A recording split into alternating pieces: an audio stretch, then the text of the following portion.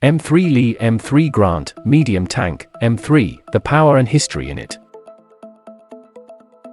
M3 Lee was a medium tank built by the US and used in World War II by the USA, Australia, Brazil, Canada, New Zealand, United Kingdom and the Soviet Union. The first American main battle tank employed in combat in World War II was the M3. The British fought with this tank in North Africa as early as 1941. It was successfully used in campaigns in North Africa. Its main advantage was the speed, but with an almost ridiculous armor, soon became obsolete in front of the formidable German tanks. It inflicted serious damage on Rommel's Afrika Korps in the opening days of the Battle of Gazala, as the presence of a powerful long-range gun on a British tank was unexpected. The M3 was relegated to low-intensity theaters when the M4 Sherman became available in large numbers. Description: in the medium tank class, improvements in the M2A1 resulted in a completely redesigned tank, known as the M3 Medium. By 1939 it was apparent that the 37mm gun mounted on the M2A1 tank was not powerful enough. Experiments began immediately to enable installation of a 75mm pack howitzer on the M2 tank, resulting in the gun being mounted in a sponson on the right-hand side. Production of the resulting M3 Lee tank began in August 1941, and continued through December 1942. When World War II began in 1939, the United States lagged far behind the major European states in the development of tank technology and armored warfare doctrine. The fall of France in May 1940 awoke and alarmed the United States.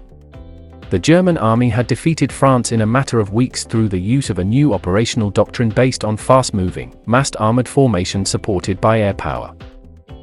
America's leaders became convinced that the U.S. Army needed a new main battle tank at least equal to that employed by the Germans, and that it had to adopt German operational doctrine.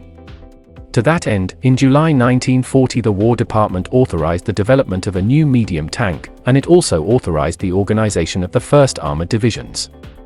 By the time the Japanese attacked Pearl Harbor in 1941, the United States had 5 armored divisions organizing and training for war in Europe. The M3 interim design was the result of a crisis atmosphere that was prevalent immediately following the fall of France. Britain needed powerful tanks immediately, but it would take American steel manufacturers over a year before they could learn to cast the large turret needed to support the 75mm main gun of the M4 Sherman already in design. It is likely that no tank in history ever went from design to production faster than the M3. The British named the M3 the Grant or Lee tank, depending on the version. The Lee was the original standard variant. The Grant had a British redesigned lower silhouette achieved by removing the cupola from its turret. The tanks purchased by the British from Press Steel and Pullman had a British designed turret and were designated the Grant I. The name Lee was given to standard M3 variants. The M3 was the Lee I, the standard M3A1 was the Lee II, and so forth. The M3A5 was called the Grant II and supplied under the Lend-Lease Act of 1941. During the design of the M3, the Army's artillery branch had insisted that the tank's main armament meet artillery performance standards. The 75mm gun had to be able to fire 4,000 rounds before the tube's replacement, just like a field gun, despite the fact that no tank could be expected to last in combat long enough to fire a fraction of that volume. As a result, the M3 and the following M4 Sherman went into action with a low-velocity gun. The M2's major defect was its gun mount. The 75mm gun was carried in a sponson in the right front of the hull and could traverse only 15 degrees to each side, a major disadvantage in tank battles of maneuver.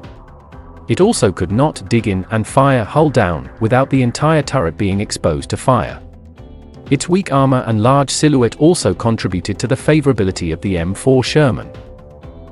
Production of the M3 ceased in late 1942 when the M4 went into full production. Users: Australia, Brazil, Canada, New Zealand, Soviet Union, United Kingdom, USA.